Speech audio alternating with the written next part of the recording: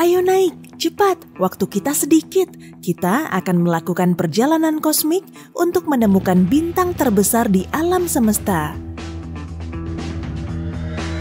Bintang pertama yang kita lewati adalah matahari kita sendiri.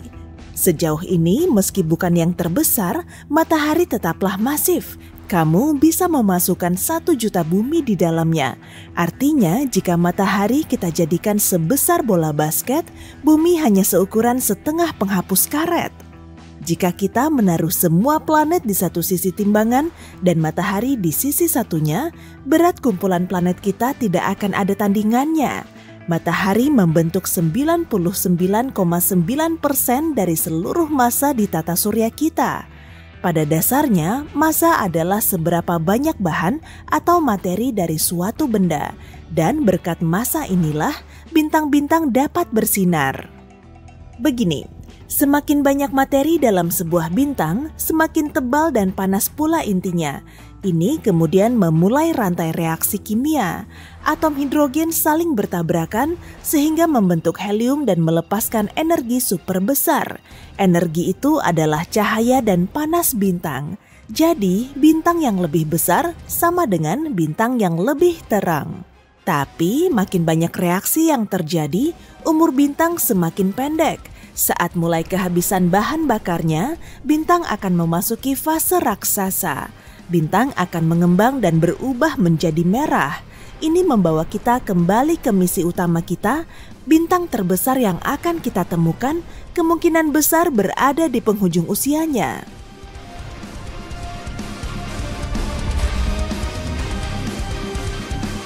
Mesin hipercahaya kita menyala.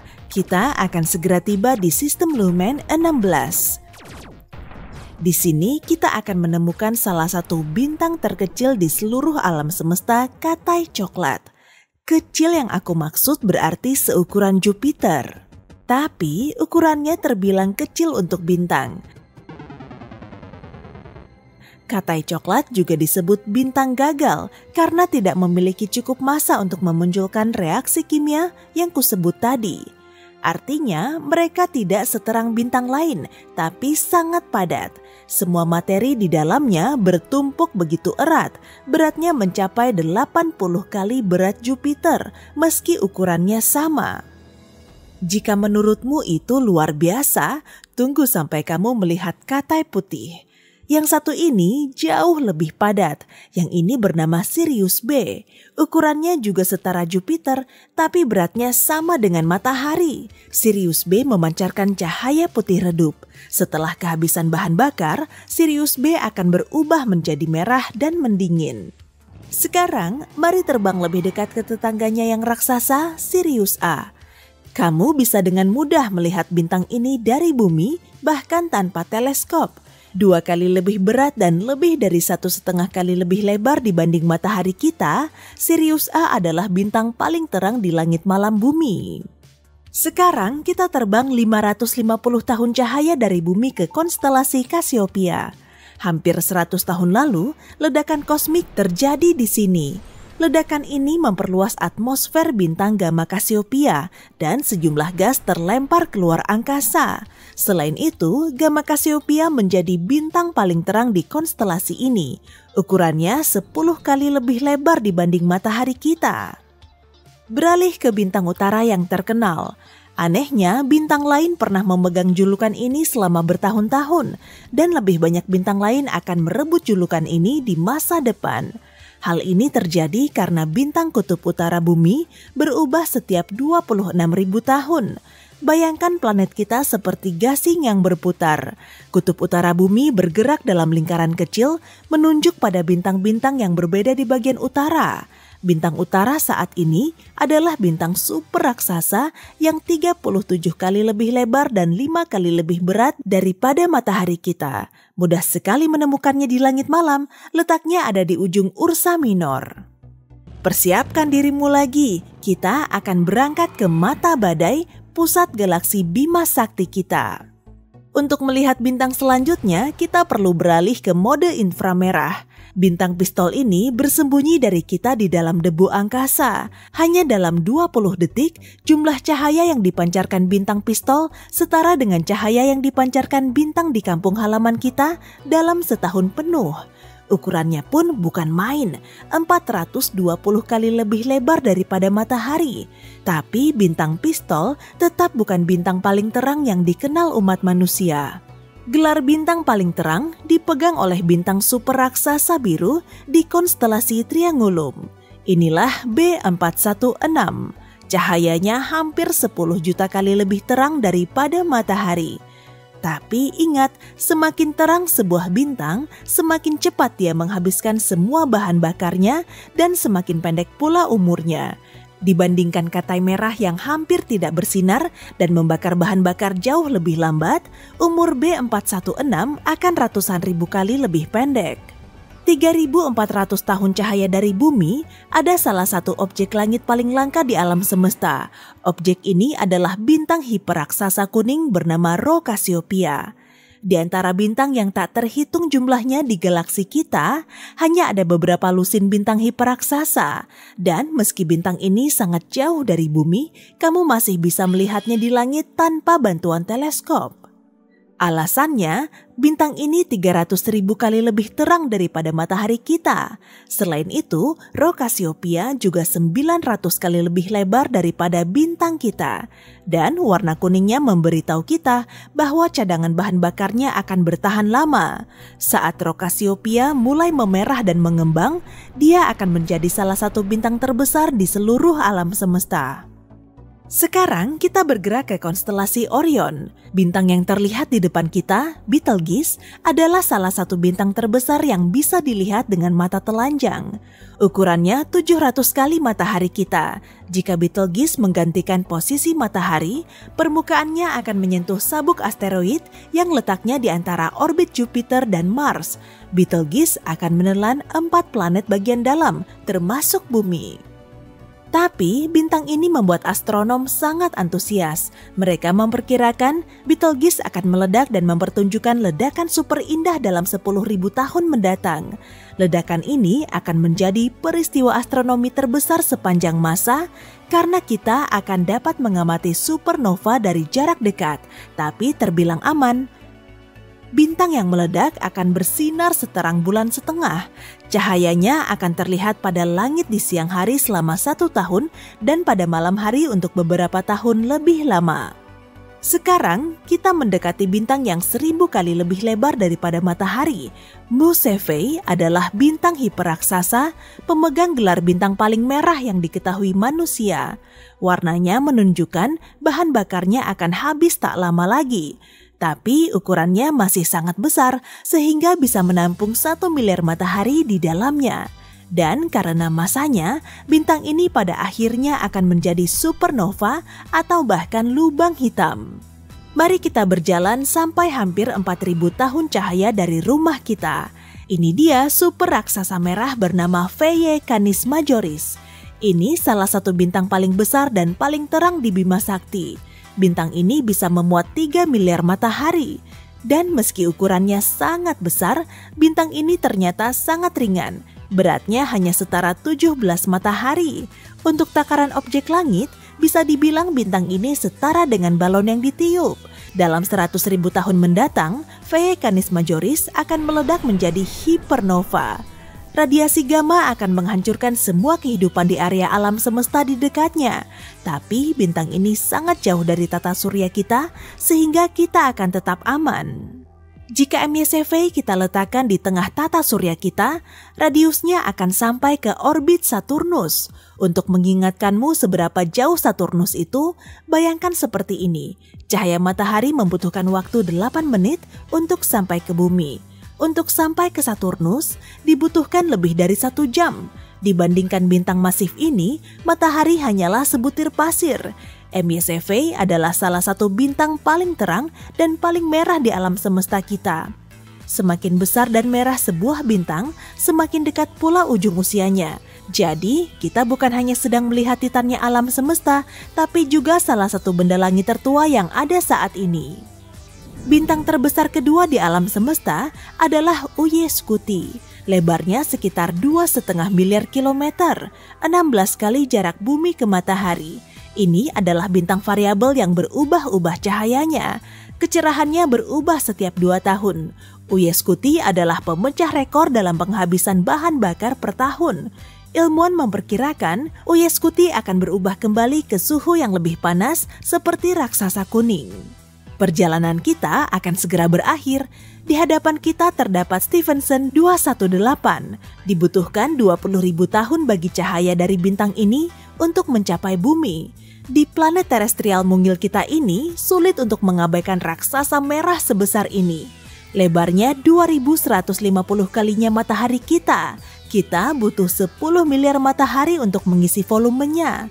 Sebagai perbandingan, rata-rata pantai mengandung hanya sekitar 5 miliar butir pasir. Bosan dengan bumi yang sudah tua ini? Ingin tahu apa yang ada di balik langit malam berbintang? Kamu bukan satu-satunya. Orang-orang telah mengajukan pertanyaan yang sama selama berabad-abad. Untungnya, para ilmuwan telah menjawabnya. Mereka telah menemukan banyak hal tentang tempat-tempat menakjubkan yang berjarak bertahun-tahun cahaya dari planet biru kita. 1 tahun cahaya itu sama dengan 9 triliun kilometer. Menakjubkan bukan? Jadi, ayo naik. Pesawat pengetahuan antariksa akan lepas landas. Perhentian pertama kamu adalah 2,5 miliar tahun cahaya dari bumi. Ini adalah kuasar, salah satu objek paling terang di alam semesta dan yang pertama kali ditemukan. Kuasar bukan bintang, melainkan galaksi yang jauh. Objek yang sangat terang ini mendapatkan tenaganya dari lubang hitam supermasif. Piringan materi berputar mengelilingi lubang hitam dan menciptakan gesekan. Ini seperti saat kamu kedinginan dan menggosok-gosokkan kedua telapak tangan agar tetap hangat. Gesekan antara kedua telapak tangan menciptakan panas, membuatmu merasa nyaman dan hangat. Hal yang sama juga terjadi di kuasar. Hanya saja jumlah panasnya lebih besar, jauh lebih besar. Semoga kamu nggak lupa bawa lotion tabir surya ya. Suhu di pusat kuasar bisa mencapai 10 triliun derajat Celcius. Selain itu, ada juga cahaya dan sangat banyak. Objek langit ini bersinar 100 kali lebih terang daripada seluruh bintang di galaksi.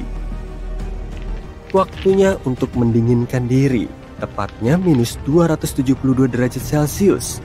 Ini adalah temperatur nebula planet yang masih muda, yang disebut nebula bumerang.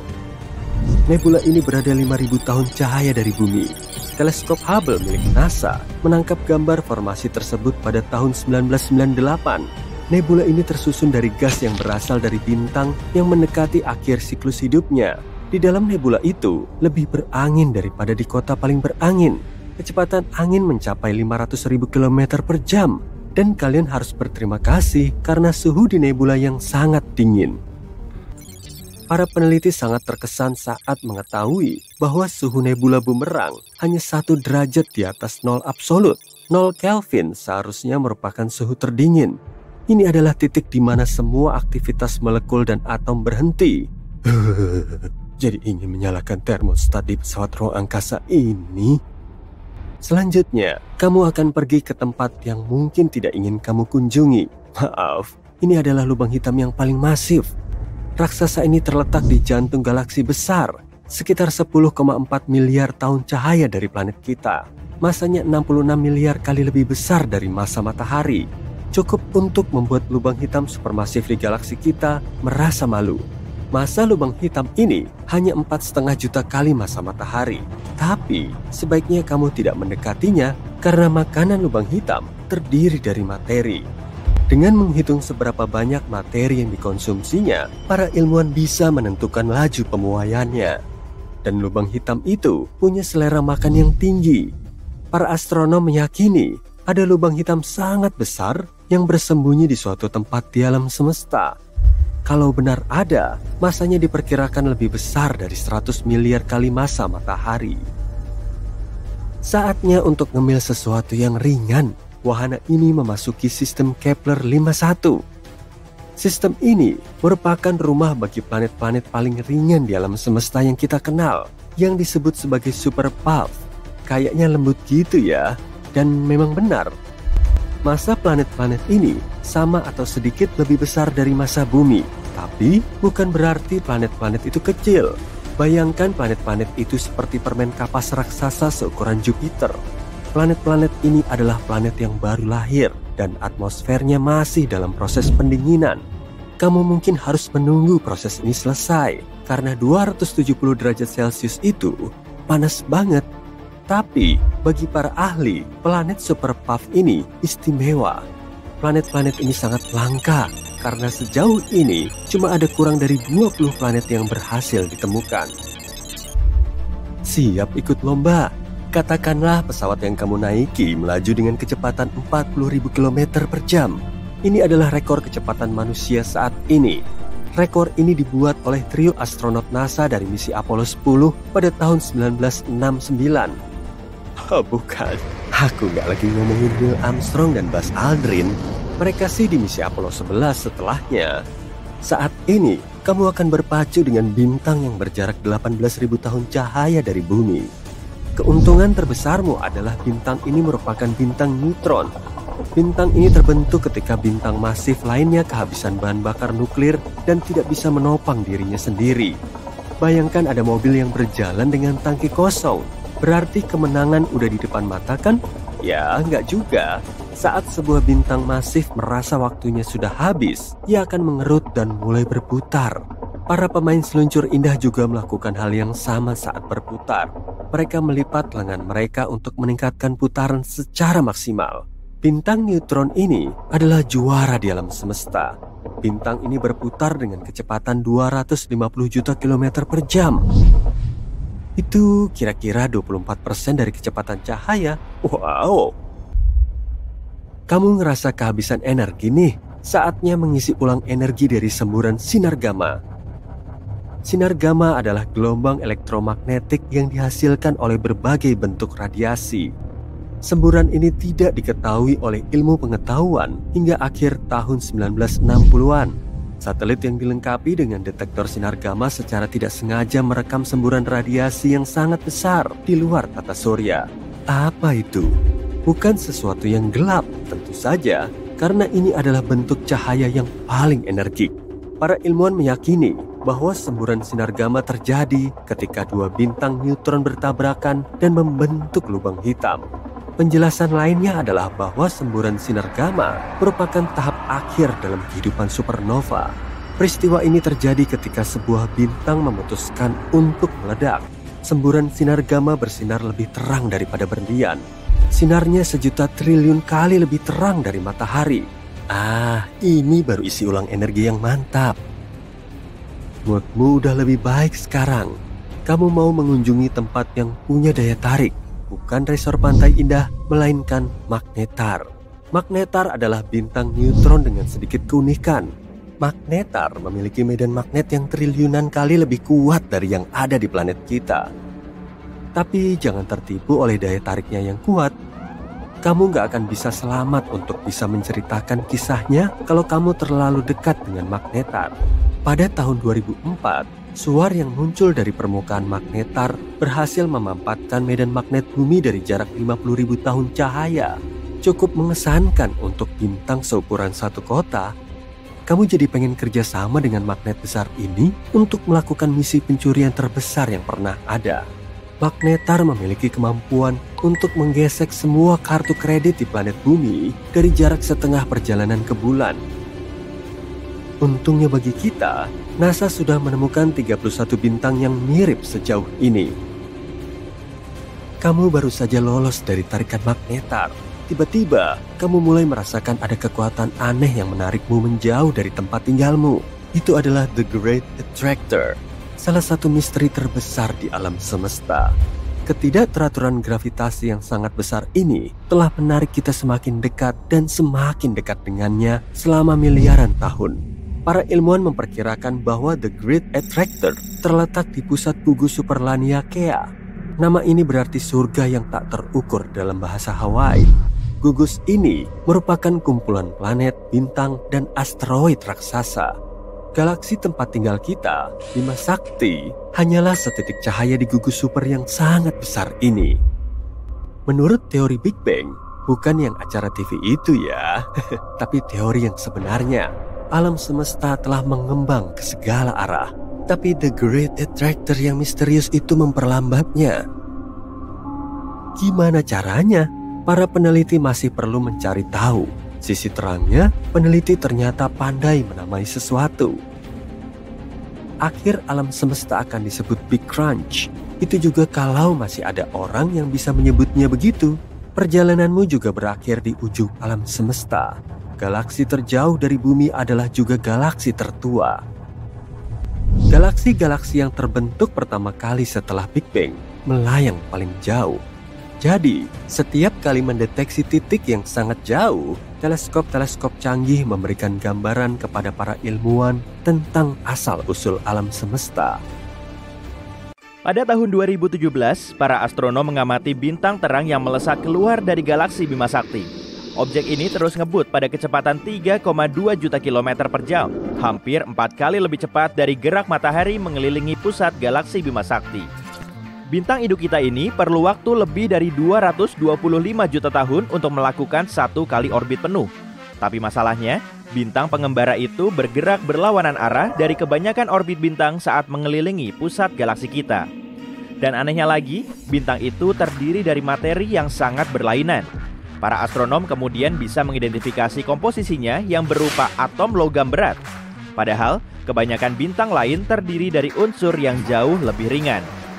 Bintang pengembara ini dinamakan LP4365 dan bisa terbang satset hingga keluar jauh dari galaksi kita. Mereka juga yakin kalau pengembara ruang angkasa ini terdorong keluar dari tempatnya oleh suatu bencana kosmik, seperti supernova. Ledakan bintang supernova ini merupakan ledakan terbesar yang bisa terjadi di ruang angkasa dan berlangsung setelah perubahan mulai muncul di inti bintang. Supernova bisa terjadi dalam sistem bintang biner maupun satu bintang. Bintang biner adalah 2 bintang yang mengorbit bintang induk yang sama.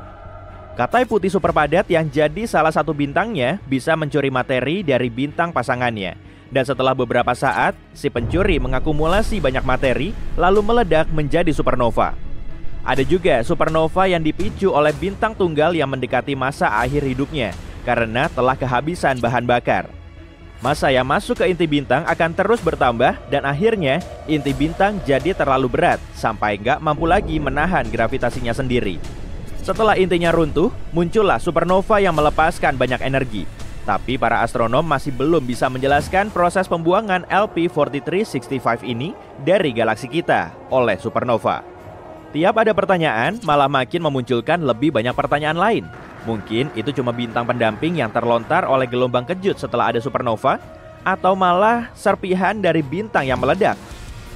Studi terbaru yang telah mengumpulkan sejumlah data menunjukkan kalau bintang katai putih itu berputar pelan di sekitar porosnya. Kemudian para astronom berspekulasi kalau LP4365 cuma serpihan kosmik, jadi nggak termasuk bintang. Dan ajaibnya, serpihan kosmik pengembara ini bisa bertahan dari salah satu peristiwa ruang angkasa yang paling dahsyat. Tapi setelah menyimpulkan demikian, mereka juga mengamati fenomena memukau lainnya. Fitur unik LP4365 ini kemungkinan baru muncul setelah bintang ini mengalami supernova. Meskipun kejadiannya berlangsung sangat cepat, wujud bintang ini berubah total.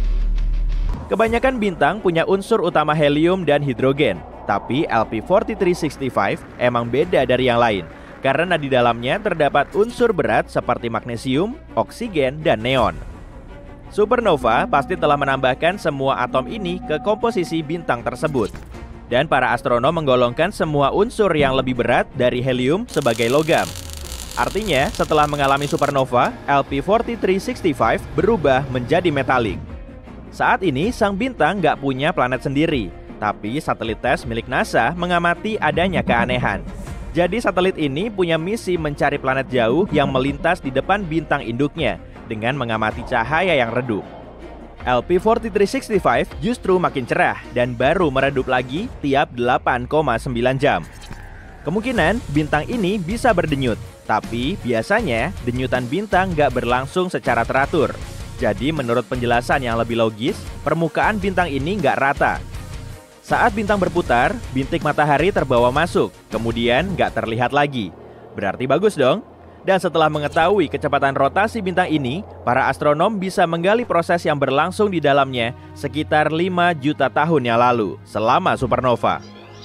Eksoplanet biru terang HD 189733b kelihatan tenang dan sangat familiar. Mirip banget kayak bumi kita. Tapi kemiripan ini justru menyimpan misteri yang nyeremin. Di permukaannya, angin bertiup dengan kecepatan 8.700 km per jam atau 7 kali kecepatan suara. Itu pun masih belum seberapa, karena di planet super panas ini juga ada hujan kaca yang arahnya menyamping. Bintang neutron adalah inti bintang raksasa yang sangat padat. Bintang ini memancarkan sinar X atau gelombang radio. Tapi pada tahun 2018 lalu, para astronom mendeteksi aliran cahaya inframerah misterius yang rupanya berasal dari bintang neutron sejauh 800 tahun cahaya dari bumi. Teori yang paling logis menyatakan sinyal ini mungkin dihasilkan oleh piringan debu yang mengelilingi bintang, tapi belum ada cukup bukti yang bisa mengonfirmasinya. Kecepatan rotasi Merkurius paling ngebut di antara semua planet di tata surya kita. Planet ini mengorbit matahari dengan kecepatan lebih dari 160.000 km per jam, mengungguli planet kita lebih dari 64.000 km per jam. Karena inilah, 1 tahun di Merkurius sama dengan 88 hari di bumi. Jarak orbit Merkurius ke matahari juga paling dekat. Makanya, kalau kamu memapakkan kakimu di permukaan Merkurius pada titik terdekatnya dengan matahari, ukuran matahari akan kelihatan 3 kali lebih besar daripada saat kita melihatnya dari bumi. Pulsar Black Widow adalah bintang neutron yang berputar. Pulsar ini melahap bintang katai coklat ringan yang jadi pasangannya. Semakin banyak energi yang dikonsumsi, akan semakin lambat laju perputarannya. Energi yang hilang selama proses ini menyebabkan bintang pasangannya mulai menyusut. Di konstelasi Centaurus, terdapat awan molekul yang nggak bisa kita sebut sebagai tempat yang aman dan tenang untuk bermain-main. Tempat ini terdiri dari hidrogen dan bintang yang baru lahir. Letaknya ada di nebula, sekitar 6.500 tahun cahaya dari bumi. Jadi sederhananya, nebula adalah awan gas dan debu raksasa yang melayang-layang di luar angkasa. Energi kuat yang dipancarkan bintang bayi ini menyebabkan awan hidrogen di situ bersinar merah terang. Dan saking kuatnya, energi ini sampai bisa menggerogoti awan debu yang gelap. Para astronom bisa mengamatinya saat awan debu ini menghilang seperti gumpalan mentega di wajan panas. Eksoplanet jauh seukuran Neptunus, Gliese 436b, terbilang sangat unik karena terbuat dari es superpanas yang berkobar. Planet ini mengelilingi katai merah Gliese 436 dalam satu orbit full cuma dalam 2 hari. Dengan kata lain, jarak eksoplanet ini sangat mepet dengan bintang induknya. Mungkin karena ini juga, suhu di dalamnya jarang ngedrop di bawah 427 derajat Celcius. Tapi menariknya, ada banyak sekali es yang dikenal sebagai Ice X. Es ini tetap padat meskipun suhunya sangat tinggi. Jupiter adalah planet terbesar di tata surya kita. Planet ini 318 kali lebih besar dari bumi dan 2,5 kali lebih besar dari total ukuran planet lain di tata surya kita. Tapi anehnya, kalau bobot raksasa gas ini makin berat, ukurannya malah mengecil. Tambahan massa yang didapat akan bikin planet ini lebih padat, lalu membuatnya mulai menarik dirinya sendiri. Para astronom mengklaim Jupiter kemungkinan akan 4 kali lebih berat dari bobotnya sekarang, tapi ukurannya nggak akan berubah. Ukuran galaksi DG-SAT-1 sebesar Bima Sakti, tapi galaksi ini nggak begitu kelihatan karena semua bintangnya hampir transparan. Yang bikin DG-SAT-1 super unik, yaitu galaksi ini cuma berdiri sendiri. Kalau galaksi lain sih biasanya berkelompok. Mungkin DG-SAT-1 telah terbentuk di periode lain sekitar 1 miliar tahun setelah Big Bang. Kalau klaim ini terbukti benar, berarti galaksi tersebut telah jadi fosil hidup. Satelit Saturnus, Hyperion, termasuk satelit teraneh di tata surya kita. Tapi bentuknya sebetulnya nggak aneh-aneh amat. Satelit yang menyerupai batu apung ini dipenuhi banyak kawah, serta memiliki listrik statis yang mengalir keluar angkasa. Sekitar 4.000 tahun cahaya dari bumi, ada planet yang wujudnya mirip bongkahan berlian besar. Kepadatannya paling tinggi di antara semua planet yang telah ditemukan, dan sebagian besarnya terdiri dari karbon. Saking padatnya, sampai-sampai para astronom memperkirakan kalau karbon ini berwujud kristal. Maka sebagian dari planet ini kemungkinan berupa berlian. Ceres merupakan objek luar angkasa paling berat di sabuk asteroid antara Jupiter dan Mars. Total masanya hampir sepertiga dari massa seluruh sabuk asteroid. Selain itu, Ceres merupakan planet Katai terkecil di luar sana. Benda luar angkasa ini juga menjadi satu-satunya planet Katai yang terletak di sabuk asteroid sekaligus di tata surya bagian dalam. Para astronom kadang menjuluki Jupiter sebagai bintang gagal. Raksasa gas ini memang punya banyak helium dan hidrogen, tapi dengan massa segitu, Jupiter nggak bisa melakukan reaksi fusi di dalam intinya. Dengan cara seperti ini, bintang akan menghasilkan energi. Atom hidrogen saling berfusi di bawah tekanan dan panas ekstrim, lalu menghasilkan helium. Proses ini juga melepas cahaya dan panas. Jupiter cuma akan bisa melakukan reaksi nuklir dan berubah menjadi bintang kalau massanya bertambah 70 kali lipat. Kondisi di luar angkasa sangat hening. Di sana cuma ada ruang hampa tanpa atmosfer, sedangkan gelombang suara perlu medium agar bisa merambat. Karena itulah, planet yang beratmosfer seperti bumi terdengar sangat bising. Nggak seperti saudara jumbonya, lubang hitam ini diperkirakan berukuran sangat kecil dan maksimal cuma sebesar atom. Meski begitu, beratnya setara dengan 1000 sedan. Salah satu teori juga mengklaim banyak lubang hitam mikro kemungkinan telah terbentuk sesaat setelah Big Bang. Malahan, sebagian ilmuwan bilang sejumlah lubang hitam mini melewati planet kita setiap hari. Setiap jamnya, jumlah energi matahari yang terkirim ke bumi lebih banyak dari konsumsi energi di bumi dalam setahun. Meski orang zaman now menggunakan lebih banyak energi matahari daripada 10 tahun lalu, total konsumsinya cuma 0,7% dari penggunaan listrik tahunan dunia. Kemungkinan ada bulan yang juga mengorbit bulan lain, tapi para astronom belum menyepakati teori ini. Umumnya, planet mengorbit bintang dan bulan mengorbit planet. Tapi kenapa nggak ada bulannya bulan atau moon yang juga dikenal sebagai subbulan, moonet atau moon? Para peneliti mengklaim kalau moon bisa aja memang ada, tapi induk bulan harus cukup besar dan moonnya cukup kecil. Jarak antara bulan-bulan ini dan planet induknya juga harus berjauhan. Sebagai planet terberat di tata surya kita, Jupiter memiliki gaya gravitasi yang paling kuat, bahkan kekuatannya sampai 2,5 kali dari gravitasi bumi. Suatu saat nanti, gravitasi raksasa gas ini bisa mengoyak komet besar Shoemaker-Levy 9. Dan kalau sudah begini, Jupiter akan menelan sisa komet sebelumnya. Saat berdiri di ekuator Mars, kamu akan ngerasain suhu di kakimu seperti biasa-biasa aja, tapi kepalamu bisa langsung beku. Sebelum melayang-layang tak tentu arah di ruang angkasa dan melewati galaksi, planet pengembara pernah terlempar keluar dari bintang induknya. Tapi ada planet unik yang berjarak 200 tahun cahaya dari bumi. Ukurannya sebesar planet, tapi medan magnetnya 200 kali lebih kuat dari Jupiter. Gravitasinya juga sangat kuat, hingga menghasilkan aurora yang terus berkedip di atmosfer kita. Europa merupakan salah satu satelit terbesar di Jupiter, meskipun ukurannya lebih kecil dari bulan. Tapi menariknya, permukaan Europa tertutup oleh es. Sebagian dari es ini sangat halus, jadi dipakai untuk main seluncuran.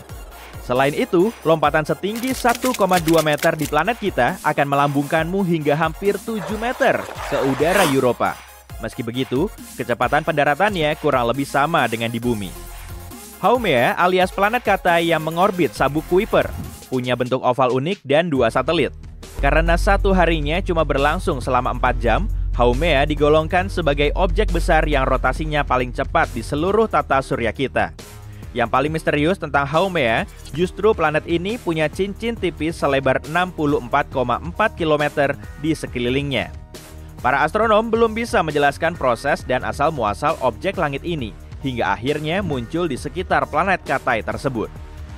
11 bumi bisa muat di ekuator Jupiter, dan kalau planet kita seukuran anggur, si raksasa gas akan sebesar bola basket. 9 pesawat luar angkasa telah terbang ke Jupiter. 7 diantaranya cuma melewatinya dan 2 sisanya mengorbit di planet besar itu. Pesawat termutakhir, Juno, tiba di Jupiter pada tahun 2016. Kawah di kutub selatan bulan diperkirakan menjadi tempat paling dingin di seluruh tata surya. Dasar kawahnya selalu berada dalam bayangan, dan suhu tertinggi di sana cuma sampai minus 238 derajat Celcius, termasuk saat siang bolong. Kalau kamu mau terbang ke Pluto dengan pesawat, waktu tempuhnya sekitar 800 tahun. Gunung tertinggi di tata surya terdapat di asteroid Vesta yang ternyata tingginya cuma beda tipis dengan Olympus Mons. Puncaknya setinggi 22,5 km dari dasar gunung. Sehingga Rhea Silvia, begitulah namanya, hampir 3 kali lebih tinggi dari Everest. Cincin Saturnus nggak ditemukan secara bersamaan, tapi satu demi satu. Jadi penamaan cincin ini berdasarkan urutan abjad sesuai waktu penemuannya.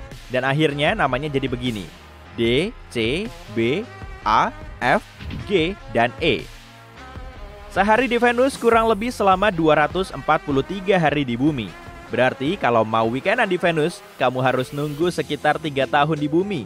Karena 1 hari di Venus lebih lama dari 1 tahunnya. Fenomena Terminator Event sedang terjadi di ekuator matahari. Tabrakan medan magnet ganas ini bisa menyebabkan tsunami plasma ganda yang sangat dahsyat. Bencana ini mampu mengoyak permukaan matahari dan kecepatannya mencapai 305 meter per detik. Peristiwa ini bisa berlangsung selama berminggu-minggu dan terjadi hampir tiap 10 tahun. Angin Neptunus paling kencang di seluruh tata surya kita, bahkan kebanyakan bisa mencapai 2.574 km per jam. Hampir semua badai besar ini bisa menelan planet kita bulat-bulat.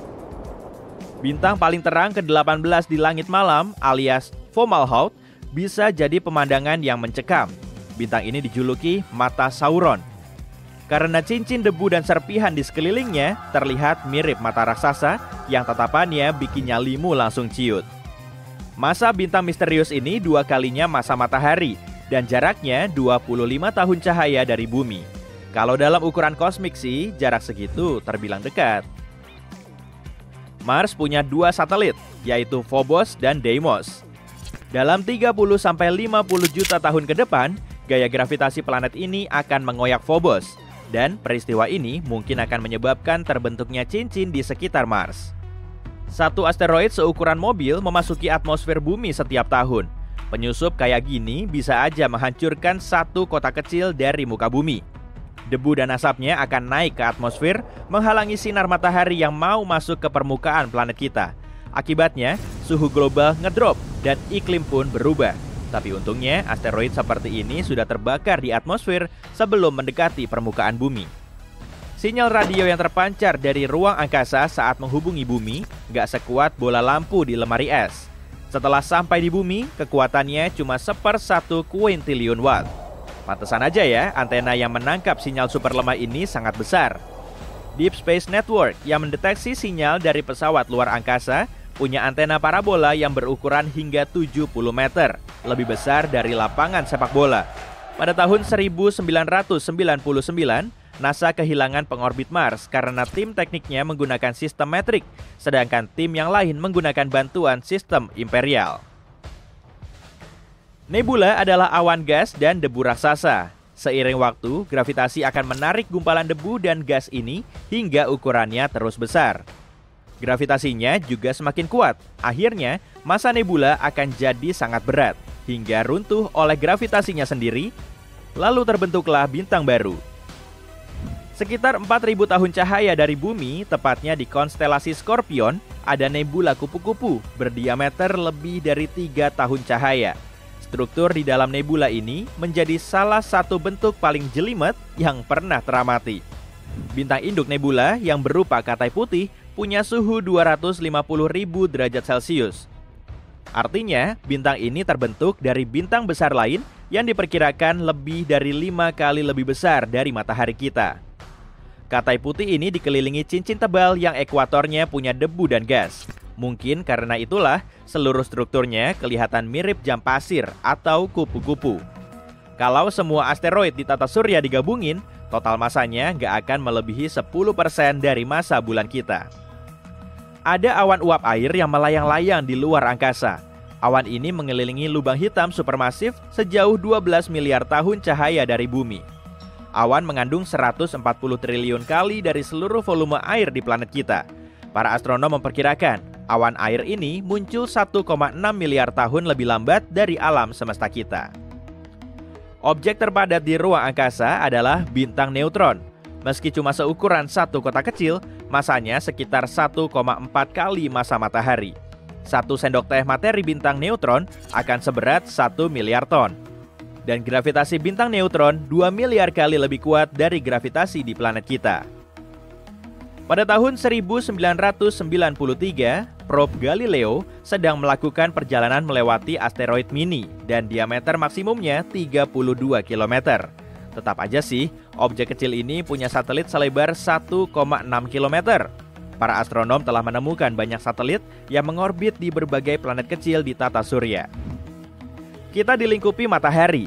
Atmosfer bintang ini membentang jauh melampaui permukaannya yang terlihat, dan planet kita berada dalam jangkauannya. Begitulah angin surya menghasilkan fenomena menakjubkan seperti cahaya kutub utara dan selatan. Bayangkan sesuatu yang begitu kuat bisa menyedot seluruh galaksi, sangat misterius, nggak terlihat dengan mata telanjang dan saking mengesankannya, bisa memanipulasi ruang dan waktu sesuai keinginannya. Ya, itulah ibuku. Bercanda. Oke, temui pahlawan super terhebat di alam semesta, bintang lubang hitam. Apakah itu dan bagaimana cara kerjanya? Yuk kita cari tahu. Alam semesta ini penuh keajaiban dan bintang lubang hitam adalah salah satu yang paling mengagumkan. Ini kekuatan supermasif yang bisa melawan hukum fisika dan menjadi teka-teki yang sulit dipecahkan oleh para ilmuwan. Gak heran, para penulis fiksi ilmiah menganggapnya begitu menarik. Bintang lubang hitam yang juga dikenal sebagai bintang kuasi adalah tipe hipotetis dari bintang sangat masif dan terang yang mungkin ada di awal sejarah alam semesta. Bintang ini diperkirakan seterang galaksi kecil, tapi nggak seperti bintang modern. Bintang kuasi nggak mendapat energi dari fusi nuklir di intinya. Energi bintang kuasi berasal dari materi yang jauh ke dalam lubang hitam di intinya. Dan ya, seperti lubang hitam pada umumnya, bintang-bintang ini mampu menyedot apa saja yang berada terlalu dekat, termasuk bintang, debu, dan bahkan seluruh galaksi. Tapi, bagaimana mungkin bintang lahir dari lubang hitam? Dan terlebih lagi, bagaimana mereka bisa terus hidup berdampingan? Pertama-tama, kita bahas dulu proses terbentuknya lubang hitam secara umum. Semua berawal dari sebuah bintang supermasif yang setidaknya beberapa kali lebih besar dari matahari. Bintang raksasa ini menyala terang dan panas, bersinar dengan cahaya sejuta matahari. Tapi pada akhirnya, bintang ini kehabisan bahan bakar dan nasibnya sudah dipastikan. Menjelang akhir hidupnya, bintang ini melepaskan ledakan besar yang dahsyat. Ledakan ini begitu dahsyat hingga bisa melebihi cahaya sebuah galaksi. Ledakan ini disebut supernova. Dalam ledakan ini, lapisan terluar bintang akan terlontar jauh, sedangkan inti bintang diremas oleh gravitasinya sendiri. Jika inti yang diremas cukup berat, ia akan terus mengerut hingga menjadi lubang hitam. Seperti itulah lubang hitam lahir. Jangan coba-coba memakaikan popok pada benda ini. Kini, bayi monster kosmik ini bisa terus tumbuh dengan menelan apa saja yang berada terlalu dekat, termasuk bintang-bintang, debu, dan bahkan seluruh galaksi. Pada dasarnya, inilah yang terjadi saat ini dengan bintang-bintang supermasif di alam semesta. Lalu, bagaimana dengan bintang kuasi? Pembentukan bintang kuasi hanya bisa terjadi di awal perkembangan alam semesta, sebelum hidrogen dan helium terkontaminasi oleh elemen-elemen yang lebih berat. Karena itulah, bintang kuasi memiliki satu karakteristik penting, yaitu berukuran amat sangat besar. Saking besarnya, sampai nggak bisa dibayangkan. Bintang kuasi bahkan membuat bintang modern terbesar seperti VY Canis Majoris dan Stephenson 218 tampak kerdil. Gak heran, bintang ini sangat menakutkan. Bintang-bintang kuasi lahir dari protobintang, salah satu bintang pertama di alam semesta, leluhur dari... pokoknya segala yang ada. Jadi, bayangkan sebuah protobintang yang sangat masif hingga intinya luruh menjadi lubang hitam seperti yang sudah dijelaskan tadi. Tapi, perbedaan utamanya adalah pada supernova biasa. Lapisan luar bintang terlontar oleh energi yang dilepaskan saat ledakan. Sedangkan pada bintang kuasi, lapisan terluar ini cukup masif untuk menyerap energi tanpa terlontar. Apa yang dihasilkan pada akhirnya? Sebuah bintang dengan lubang hitam pada intinya yang memiliki massa 1000 hingga 10.000 kali massa matahari. Bintang kuasi ini 14.000 kali lebih besar daripada matahari, yang membuatnya lebih besar dari bintang manapun yang kita kenal saat ini. Raksasa-raksasa langit ini memiliki karakteristik yang cukup fantastis. Ketika lubang hitam terbentuk di pusat protobintang raksasa, ia akan melepaskan banyak sekali energi. Energi ini bantu menyeimbangkan gaya gravitasi sehingga menjadikannya seperti bintang raksasa bertenaga fusi. Cahayanya sangat terang, hingga masing-masing bintang tampak seperti galaksi kecil.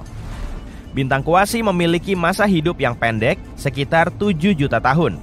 Sebagai perbandingan, matahari kita berusia sekitar 4,5 miliar tahun, dan ini baru separuh siklus hidupnya. Tapi bagaimanapun juga, dalam waktu yang singkat itu, lubang hitam di pusatnya bisa membesar hingga 1.000 sampai 10.000 kali lipat ukuran matahari. Bintang kuasi juga diperkirakan sangat panas, dengan suhu mencapai lebih dari 9.700 derajat Celcius. Tapi seiring bertambah usianya, bintang kuasi mulai mendingin dan lapisan terluarnya menjadi transparan.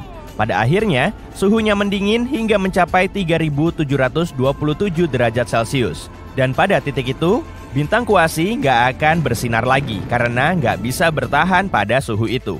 Jadi, ia pun lenyap, meninggalkan lubang hitam bermasa menengah. Sayangnya, saat ini nggak ada bukti pengamatan tentang keberadaan bintang kuasi. Ini karena bintang-bintang tersebut diperkirakan hanya ada pada masa yang sangat lampau. Bintang-bintang kuasi ini mungkin merupakan bintang population 3 sangat masif, yang sangat langka dan sulit dideteksi. Sangat kecil kemungkinannya bintang-bintang itu masih ada sampai sekarang karena umurnya yang sangat pendek, hanya 7 juta tahun. Lalu kenapa para ilmuwan percaya kalau bintang kuasi pernah ada? Karena mereka sedang mencari cara untuk menjelaskan bagaimana lubang hitam supermasif terbentuk di awal sejarah alam semesta. Lubang hitam supermasif ditemukan di pusat sebagian besar galaksi. Tapi bagaimana monster-monster ini bisa terbentuk begitu cepat? Lagi pula, butuh waktu yang sangat lama bagi lubang hitam kecil untuk bertumbuh menjadi supermasif.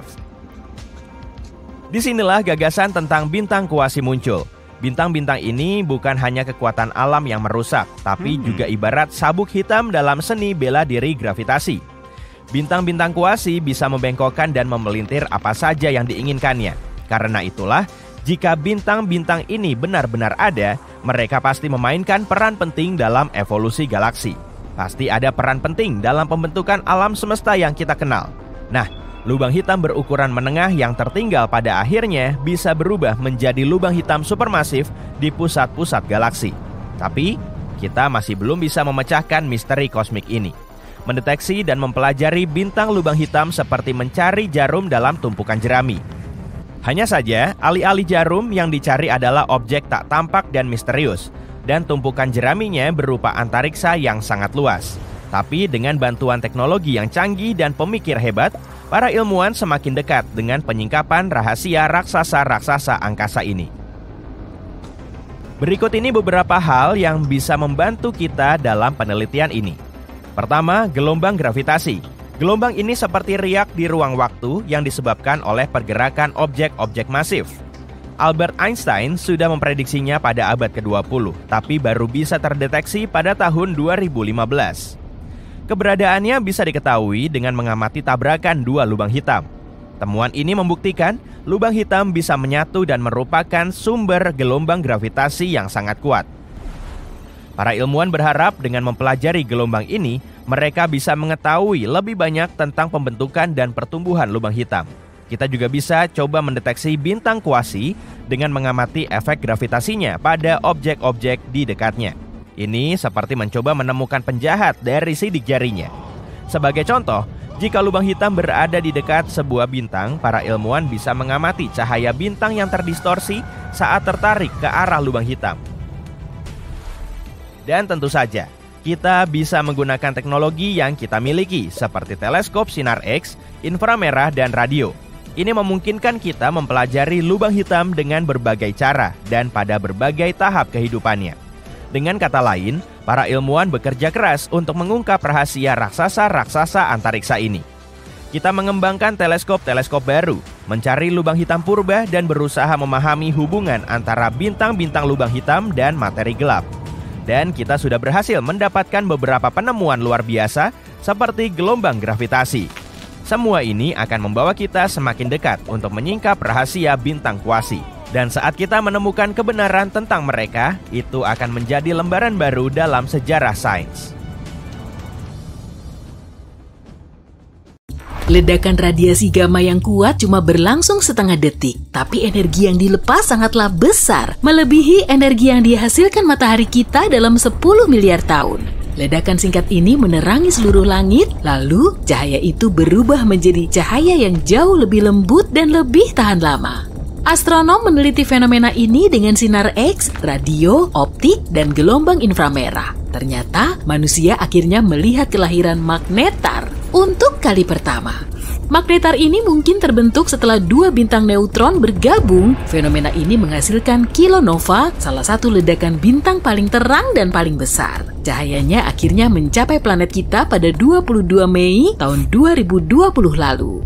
Bayangkan sebuah bintang besar setidaknya 5 kali masa matahari kita mencapai akhir hidupnya. Mungkin karena bahan bakar nuklirnya habis. Jika itu terjadi, bintang ini mulai mendingin, tekanan di dalamnya menurun, dan gravitasi mulai menekan ke dalam. Kemudian, massa yang lebih dari 1 juta kali massa planet kita kolaps dalam 15 detik. Saking cepatnya, gelombang kejut yang super besar membuat bagian luar bintang ini meledak dan menghasilkan ledakan cahaya menyilaukan. Ledakan kuat ini bernama supernova. Yang tersisa adalah inti super padat dengan kumpulan gas panas membentuk awan alias nebula yang meluas di sekitarnya. Jika mengembang cukup besar, sekitar lebih dari 10 kali ukuran matahari, kemungkinan besar bintang ini akan berubah menjadi lubang hitam. Kalau tidak, dia berubah menjadi bintang neutron. Pada dasarnya, ini adalah nukleus raksasa. Yap, bagian tengah atom. Sebagian besar bintang ini terbentuk dari neutron dan lebarnya jarang melebihi 32 km. Sebagai perbandingan, lebar matahari kita hampir 1,4 juta kilometer atau seperti 109 bumi dijejer bersebelahan. Tapi jangan sampai bintang yang relatif kecil ini menipumu. Bobot bintang neutron setidaknya 1,5 kali lebih berat daripada matahari kita dan punya medan magnet yang intens. Kalau kamu mengambil sesendok teh bagian dalam bintang ini, beratnya akan melebihi 1 miliar ton. Saking padatnya, bintang neutron menjadi objek paling ekstrem. Perhentian berikutnya sudah pasti lubang hitam. Saat bergabung, dua bintang neutron seringnya membentuk bintang baru yang lebih berat. Dalam hitungan milidetik atau bahkan kurang, bintang ini kolaps menjadi lubang hitam. Tapi para astronom yang meneliti rekaman kilatan cahaya di bulan Maret berpikir mungkin ada hasil lain. Mereka yakin sekali telah melihat sesuatu yang belum pernah diamati, yaitu kelahiran magnetar. Ini adalah bentuk langka dari bintang neutron dengan medan magnet ultra kuat. Magnetar ini 1000 triliun kali lebih kuat daripada planet kita. Medannya juga begitu kuat sampai bisa memanaskan permukaan bintang hingga 10 juta derajat Celcius. Sederhananya, magnetar adalah magnet terkuat di alam semesta. Medan magnetnya dapat mengganggu objek di sekitarnya. Atom-atom yang kurang beruntung mendekati bintang seperti itu bisa meregang menjadi garis tipis. Kalau kamu yang berada beberapa ratus kilometer dari magnetar, nasibmu juga tak akan baik. Pertama, medan magnetnya akan mengganggu bioelektrik tubuhmu. Artinya, impuls sarafmu tidak akan berfungsi lagi. Bahkan, molekulmu akan berubah akibat pengaruh medan sang bintang. Pada akhirnya kamu akan lenyap. Jika melayang dalam jarak 160.000 km dari planet kita, magnetar mampu menghapus semua data yang ada di tiap kartu kredit di dunia.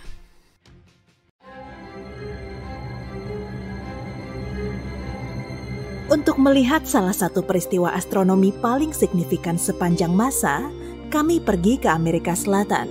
Di Gurun Atacama, Chili, kami menemukan teknologi paling canggih untuk observasi luar angkasa. Di sini, anggota Perhimpunan Astronomi Kerajaan mengamati selama 6 bulan saat lubang hitam menyerap sebuah bintang masif. Omong-omong, ini adalah ilmuwan yang juga membuktikan bahwa di pusat galaksi Bima Sakti ada lubang hitam supermasif dan mereka bahkan mengambil fotonya. Untuk pertama kalinya dalam sejarah, peristiwa luar biasa ini terjadi sangat dekat dengan bumi. Jarak 215 juta tahun cahaya dianggap cukup dekat dalam dunia astronomi. Cahaya dari peristiwa ini mencapai planet kita pada September 2019 dan ilmuwan paling berpengalaman pun terkejut. Bayangkan sebuah bintang seukuran matahari kita, lebarnya sekitar 1.390.000 km. Bintang-bintang seperti itu memiliki berat yang cukup untuk menciptakan medan gravitasi kuat dan menahan banyak planet di orbitnya. Kini, mari tempatkan lubang hitam raksasa di sebelahnya. Lubang itu jelas hitam, berbentuk seperti cakram dan beratnya 1 miliar kali lipat dari bintang ini.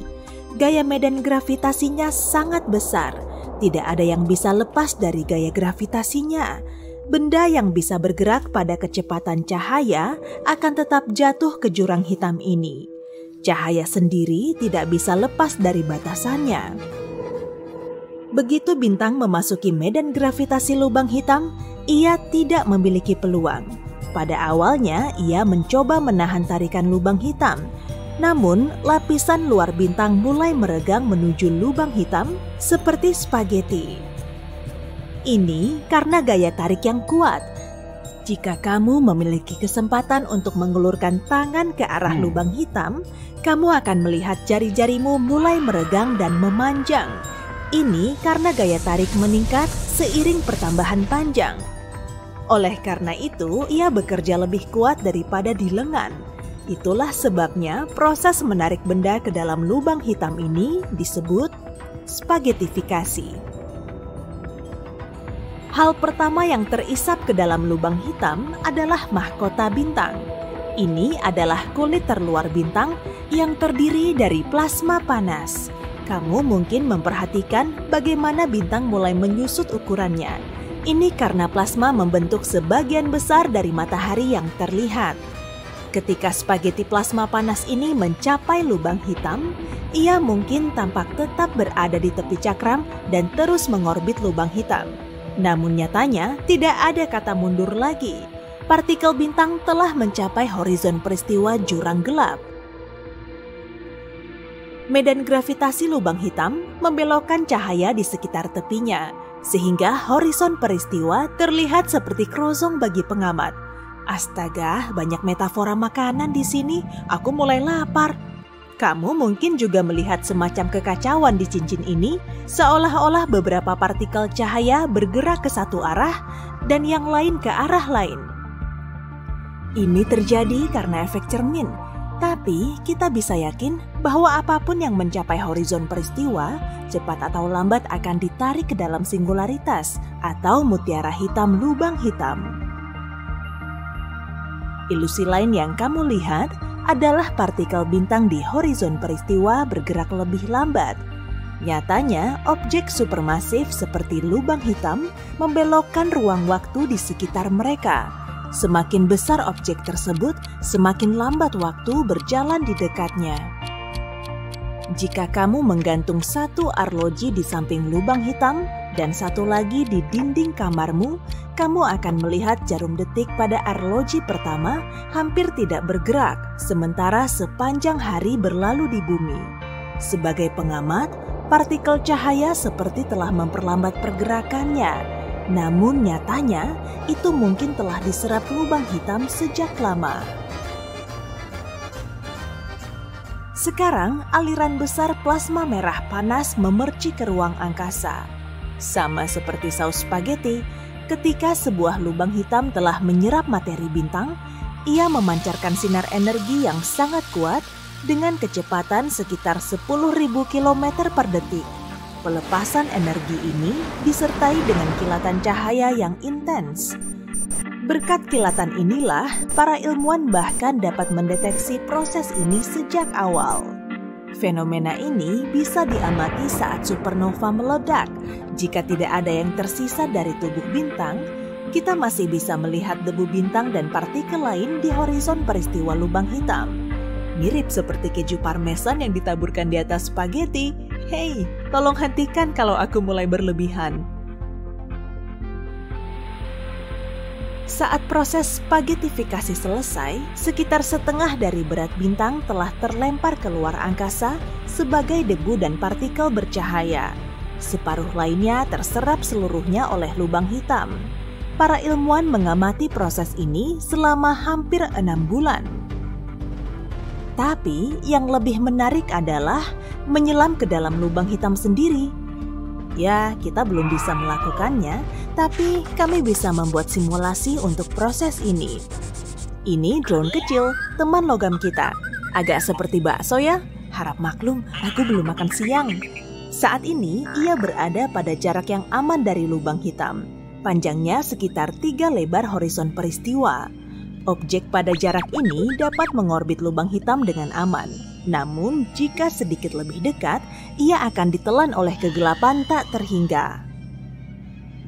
Jadi, bintang kita yang hancur bisa saja aman pada jarak ini. Selain itu, planet bisa hidup pada jarak ini.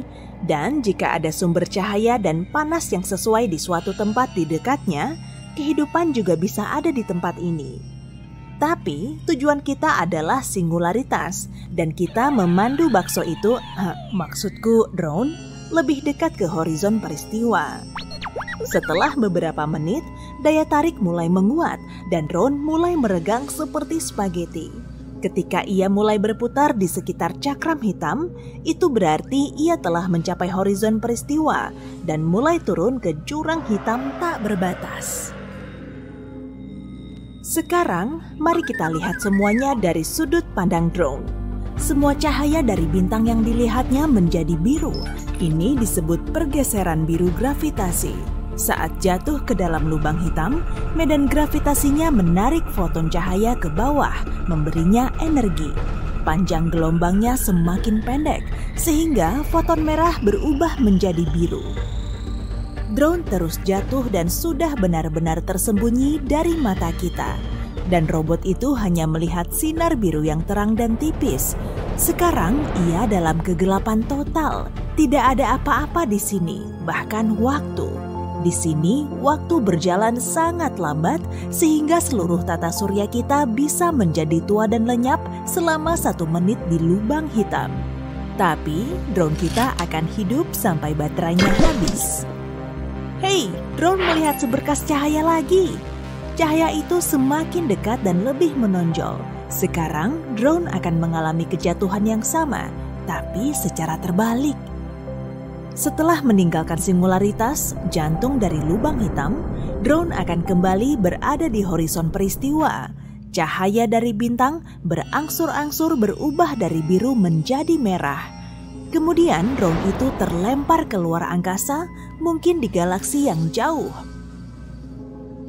Kembali dari lubang hitam hanyalah sebuah teori. Beberapa orang mengira bahwa lubang hitam adalah sejenis lubang cacing yang dapat membawa kita ke tempat jauh di ruang angkasa. Namun sejauh ini, teori-teori tersebut dianggap fiksi. Lubang hitam cukup menantang untuk dideteksi. Masalahnya adalah, warnanya hitam, seperti ruang angkasa. Lubang hitam tidak memancarkan cahaya seperti bintang. Jadi, ia hanya dapat dideteksi oleh anomali gravitasi. Meski begitu, para ilmuwan yakin ada banyak lubang hitam di alam semesta kita. Lubang hitam lahir saat bintang masif runtuh karena beratnya sendiri. Dan mengingat jumlah bintang yang tak terbatas di alam semesta, lubang hitam mungkin merupakan fenomena umum. Ilmuwan percaya lubang hitam memiliki masa hidup sendiri. Ini karena radiasi Hawking. Lubang hitam kehilangan masanya, jadi untuk terus ada, ia harus menyerap benda-benda besar seperti bintang yang baru saja kita lihat. Namun jika lubang hitam hidup di luar angkasa, penyerapannya lebih sedikit dan kemungkinan besar akan mulai menyusut sampai menghilang begitu saja. Seperti sepiring spaghetti ini. Saat ini kamu sedang dalam perjalanan luar angkasamu mengelilingi bintang dan seisi galaksi. Waduh, nebula warna-warni ini pasti akan segera runtuh oleh beratnya sendiri, kemudian meledak seperti supernova. Selalu hati-hati ya saat kamu mengelilingi lubang hitam, pokoknya jangan sampai terjebak oleh medan gravitasinya supaya monster luar angkasa ini nggak menelanmu bulat-bulat. Bentar-bentar, kayak ada struktur aneh deh. Oh, rupanya itu ada tembok yang bersinar terang. Dan kalau kamu amati lebih dekat, titik terangnya itu sebetulnya merupakan galaksi. Dan di dalamnya ada sekitar 100.000 galaksi. Bima Sakti aja punya sekitar 100 miliar bintang. Jadi tembok ini diperkirakan punya 1 kuadriliun atau 10⁻15 bintang seperti matahari. Struktur raksasa ini disebut South Pole Wall dan lokasinya sekitar 500 juta tahun cahaya dari bumi. Jarak bintang terdekat kita, Proxima Centauri aja cuma sekitar 4,2 tahun cahaya. Dan waktu tempuhnya kurang lebih selama 73.000 tahun dengan roket. Jadi, perjalanan menuju South Pole Wall kemungkinan akan jauh lebih lama dari umur tata surya kita. Dalam skala kosmik pun, ukuran tembok ini sangat besar, diameternya sekitar 1,37 miliar tahun cahaya, sedangkan diameter Bima Sakti cuma 100.000 tahun cahaya. Tapi kita nggak bisa mengamati tembok ini meski dengan teleskop tercanggih. Galaksi Bima Sakti telah menghalangi pandangan kita dengan cahaya kuatnya, sampai-sampai tembok ini nggak bisa kita lihat. Hal yang sama juga terjadi kalau kamu mengamati langit berbintang di kota besar, polusi cahayanya akan menghalangi penglihatan.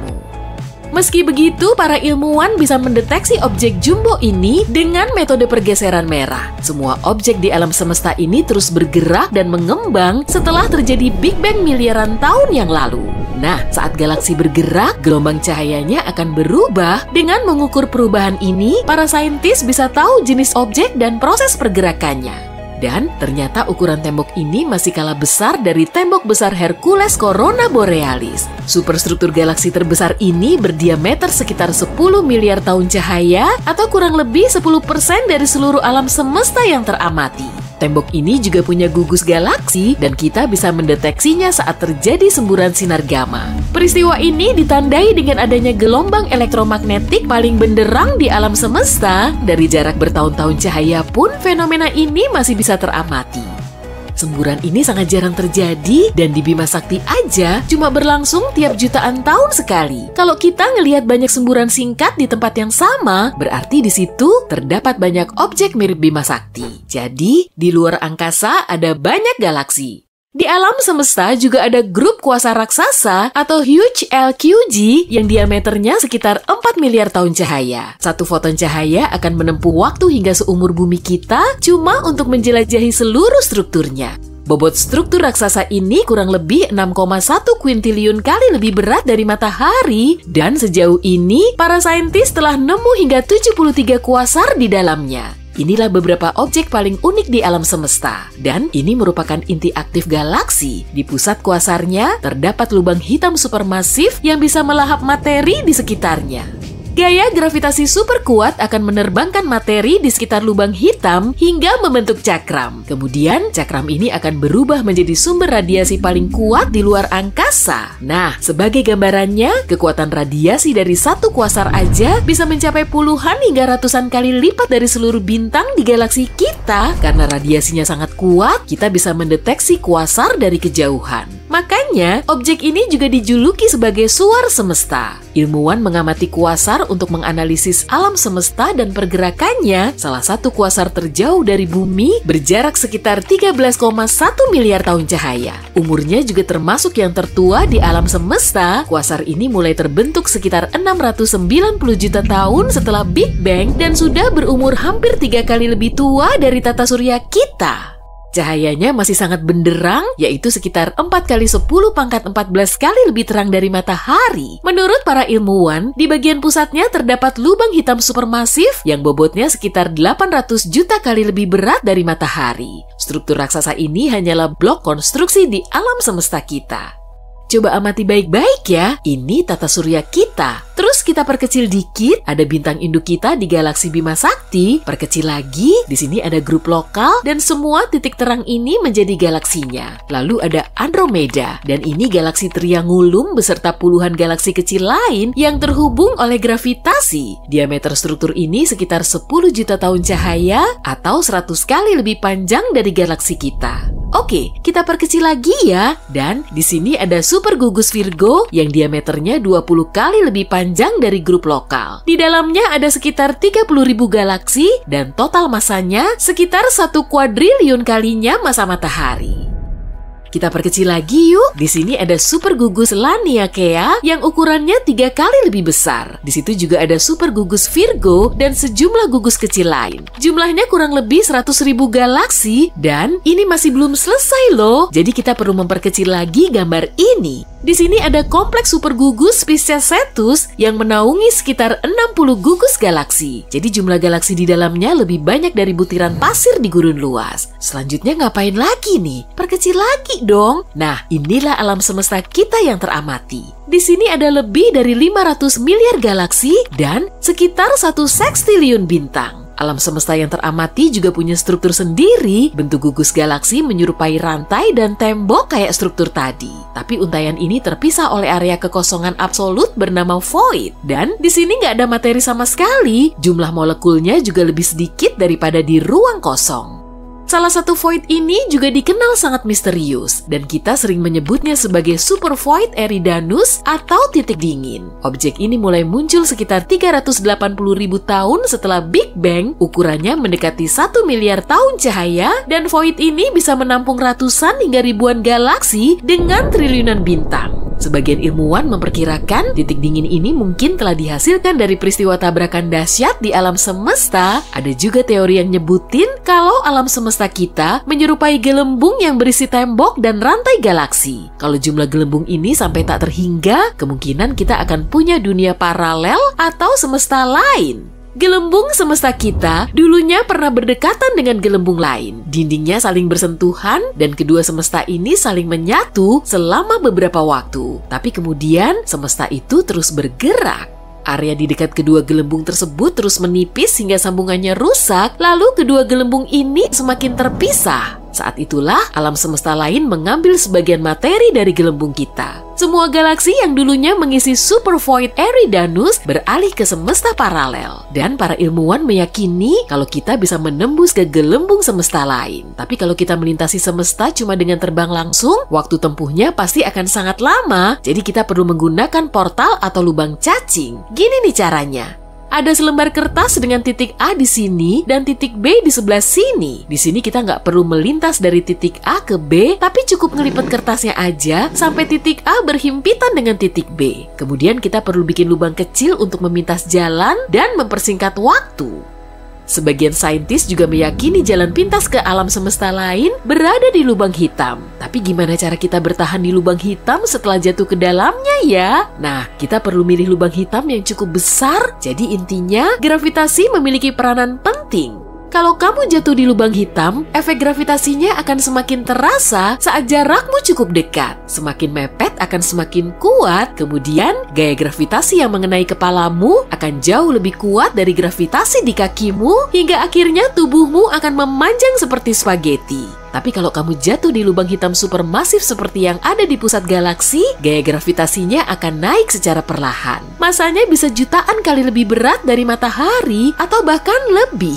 Tapi gaya gravitasi di kepala dan kakimu kurang lebih sama dan kamu masih bisa ngerasa nyaman. Kalau kamu bisa bertahan setelah jatuh di lubang hitam supermasif, kamu bisa sampai di alam semesta lain. Hukum fisika di sana juga mungkin akan berlainan, tapi sejauh ini semua itu masih teori. Butiran pasir ini memang super duper kecil, cuma berdiameter sekitar 2 mm. Yuk kita bayangin bumi kita sebesar itu, ukurannya nggak sampai segitu kok kalau kita melihatnya dalam skala kosmik. Nah kan, kita ini cuma butiran debu di semesta yang luas. Jangan sombong, oke?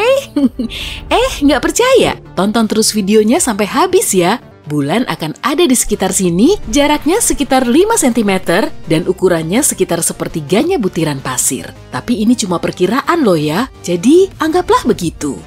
Yuk lanjut lagi, coba tebak, tetangga terdekat bumi selain bulan tuh apa ya? Ya, bener banget, Venus. Planet ini dijuluki sebagai kembaran bumi karena ukuran dan masanya kurang lebih sama. Oke, taruh dulu butiran pasirnya di sini sebagai Venus. Untuk memperkirakan jaraknya, kita perlu berjalan agak jauh lagi, sekitar 6 meter dari butiran pasir yang tadi kita anggap sebagai bumi. Itu pun masih jarak terdekatnya loh. Oke sip, catat. Planet berikutnya yaitu Merkurius, ukurannya setengah kalinya bumi. Kali ini kita pakai butir garam aja deh, biar lebih bervariasi. Menurutmu, seberapa jauh sih lokasinya dari si tetangga Venus? Kalau segitu belum cukup lah. Ya, kira-kira ada di sini, sejauh hampir 8 meter, hampir seukuran bus tingkat London. kita tahulah ya, jarak Merkurius paling dekat dengan matahari. Jadi, yuk kita lihat dulu bintang besar dan perkasa ini. Anggaplah ukurannya sebesar batu dan diameternya kira-kira 20 cm. Sip, ukuran segitu udah pas kok. Harus ditaruh di mana nih? Oke, sebaiknya ambil satu bus tingkat tadi plus berbagai benda-benda lain. Karena kalau dari Merkurius akan sejauh 9 meter, jelas lebih jauh dari Venus. Jalan kaki dari titik ini menuju bumi pun sudah bikin gempor loh, karena hampir sejauh jarak 2 base di lapangan bisbol. Wah, mantul ya. Tapi itu belum seberapa. Oke lah, kita menjauh dari matahari dan menuju Mars aja kalau gitu. Ukurannya 2 kali lebih kecil dari bumi. Kali ini kita pakai biji cabai merah saja. Perjalanan ke planet merah ini bahkan lebih jauh dari jarak Merkurius ke matahari, melebihi 10 meter. Ya, kira-kira di sini lokasinya. Nah, siap-siap ya, akan ada fenomena keren. Kita melintasi sabuk asteroid untuk mencapai Jupiter. Jaraknya sekitar 84 meter, hampir setinggi patung Liberty. Planetnya sendiri malah cuma seukuran buah anggur atau berdiameter 2,5 cm. Oke, ambil lagi buah anggur yang lebih kecil, lalu kita perlu berjalan sampai sejauh 100 meter. Itulah jarak dari Jupiter menuju Saturnus. Apa kamu masih bisa melihat batu yang tadi kita anggap sebagai matahari? Enggak kan? Kalau kamu naik ke puncak jembatan Golden Gate di California, lalu menarik garis dari titik terendah menuju titik tertingginya, maka kamu akan tahu jarak antara Saturnus dan Uranus, planet ke-7 di tata surya kita. Bisa kamu amati kan? Jaraknya terus menjauh dan perjalanan kita masih panjang. Oke lah, mending kita lanjut ke Neptunus, saudaranya Uranus. Meskipun keduanya bertetangga, kita perlu berjalan 250 meter lagi untuk sampai ke tujuan. Nah, untuk memahami skalanya, coba deh jajarkan 5 kolam renang ukuran Olimpiade. Tujuan kita selanjutnya, Pluto yang sudah dicoret dari kakak tata surya kita. Higgs. Kalau dari matahari, jaraknya ini perlu ditambah lagi dengan 4 kolam renang ukuran Olimpiade. Ukurannya yang 6 kali lebih kecil dari bumi, bisa kita gambarkan sekecil butiran merica. Saatnya memasuki bagian yang sulit dibayangkan. Yuk kita balik lagi ke matahari, lalu mulai perjalanan lagi dari sana. Apa kamu masih ingat jaraknya? Lebih dari 800 meter. Nah, untuk menempuh perjalanan dari sini menuju batas dalam tata surya, kita perlu mengelilingi seantero planet sebanyak 4 kali. Bayangin aja, matahari yang kita lihat ini masih dalam skala sebesar batu yang diameternya 20 cm. Kemudian, kita akan berada di sabuk besar berupa bongkahan es yang melayang-layang. Awan Oort. Lebar sabuk ini melebihi tepi luar planet kita. Sulit juga kalau mau membandingkannya. Oke lah, coba dulu aja. Ambil 3 batu sebesar matahari kita, lalu jajarkan di sini. Nah, coba bayangin, masing-masing batu ini seukuran matahari yang sebenarnya. Itulah diameter awan Oort yang melingkari seluruh tata surya kita. Kalau kita memasukkannya ke skala awal tadi, matahari tidak akan terlihat karena cuma sebesar atom. Kita mulai dari awal ya. Bola batu ini punya volume ruang yang masih misterius. Radiusnya kira-kira 1 tahun cahaya, anggaplah 1 cm. Nah, dari sinilah titik awal kita. Sistem bintang yang paling dekat dari sini yaitu Alpha Centauri dan jaraknya sekitar 4 cm. Di dalamnya ada 3 bintang. Setidaknya ada 1 planet yang kemungkinan laik huni dan dalam skala ini sistemnya masih terlalu kecil. Tapi mari kita asumsikan lagi kalau butiran pasir ini sudah cukup. Saatnya melanjutkan perjalanan. Tujuan kita selanjutnya adalah tepi galaksi Bima Sakti. Galaksi kita ini berdiameter sekitar 100.000 tahun cahaya. Lokasi kita kan lumayan dekat dari pusatnya, maka perjalanan ke sana cuma perlu waktu selama 50.000 tahun cahaya. Pada skala super kecil ini, ukurannya akan menjadi 500 meter, kurang lebih sama dengan tinggi menara CN di Toronto. Tetangga terdekat kita dari sini yaitu galaksi Andromeda. Suatu hari nanti, entah kapan, galaksi Andromeda akan bertabrakan dengan Bima Sakti. Nah, untuk sampai ke sana, kita harus menempuh perjalanan hampir sejauh 25 km. Setara dengan 2,5 juta tahun cahaya dalam hitungan normal. Tambahin dikit ya, jarak segitu setara dengan 2,5 kalinya tempat terdalam di Palung Mariana, Challenger Deep. Akhirnya kita bisa membandingkan objek yang skalanya lebih besar, NGC 604, nebula bintang di galaksi Triangulum. Kalau ditarik dalam satu garis lurus, kita cuma perlu menempuh jarak sejauh 2 km dari tempat kita sekarang. Oke deh, yuk langsung aja. Nebula ini berdiameter sekitar 1.500 tahun cahaya. Skalakan saja menjadi 15 meter. Itu sih setinggi gedung 5 lantai. Mundur dulu sedikit yuk, sekitar 800 meteran untuk melihat objek lain. Diameternya hampir sepanjang pesawat Boeing 747. Objek ini ternyata juga termasuk galaksi loh, lebih tepatnya galaksi Katai. Messier 32 berdiameter 6.500 tahun cahaya dan mengorbit galaksi Andromeda sebagai satelit. Sebetulnya sih keduanya saling mengitari dan Messier tertarik oleh gravitasi saudaranya yang lebih jumbo. Mau nggak ku ajakin ke tempat yang paling menakjubkan seumur hidupmu? Oke, siap-siap ya. Kita akan membahas soal jarak dan ukuran yang kelihatannya mustahil. Kembali lagi ke batu-batu yang tadi kita susun, tata surya kita. Nah, kita naik dan menjauh lagi dari sistem bintang itu sampailah di galaksi Bima Sakti. Lebarnya 1 km. Naik terus dan kita bisa lihat kekosongan besar di sekitar galaksi yang telah kita lalui. Area ini membentang sejauh 25 km. Lalu, ada juga galaksi dan galaksi Katai yang mengelilinginya. Letaknya ada di dekat galaksi kita, ada Andromeda dan teman-temannya. Kita masih melambung dan akhirnya bisa melihat seluruh grup lokal yang merupakan gugus galaksi. Bima Sakti saja tidak sampai 1%-nya loh, diameternya 100 km. Naik lagi, sampailah di Laniakea Supercluster dengan cahaya benderangnya. Supercluster ini menaungi grup lokal. Dari sini, galaksi kita bahkan tidak terlihat karena diameternya sekitar 5.200 km. Lebih jauh dari jarak antara Los Angeles dengan New York. Sabar dulu, ini belum selesai loh. Kita semakin melambung dan terus meninggi hingga terlihat tembok besar Bose. Supercluster ini terlampau jauh dari galaksi kita dan pada skala ini diameternya sekitar 10.000 km. Bahkan jauh lebih panjang dari tembok besar Tiongkok dan semua cabangnya. Pantesan aja namanya Bose. Kita sudah sampai di angkasa luar dan model seluruh galaksi kita ada jauh di bawah sana. Semuanya tidak terlihat kecuali dengan bantuan teleskop. Wah, ini nih objek terbesar di alam semesta yang bisa diamati. Tembok besar Hercules Corona Borealis. Pada skala saat ini, jaraknya sejauh 100.000 km dari bumi atau 1/4 kalinya menuju bulan.